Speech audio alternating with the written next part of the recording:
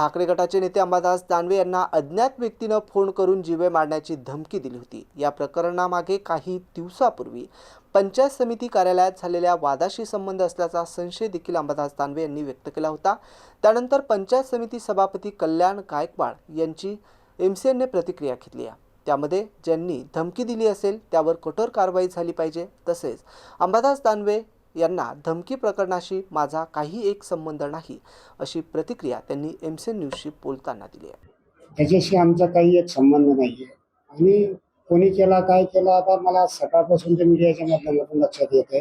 आता ज्याने कोणी काही असं चुकीचं कृत्य केलं असेल, धमकी दिली असेल, कायदेशीर कारवाई त्याच्यावरती होणारच आहे। त्याच्यामुळे तो प्रश्न आमच्या निगडीत कुठेच नाही। तुमचे वाद झाले होते त्याच्यानंतर हे फोन आले, आता ते सोशल मीडियाला चालू होतं। आता कोण काय केलं आता आम्हाला काय माहिती, आमचा त्याच्याशी काही संबंध नाही।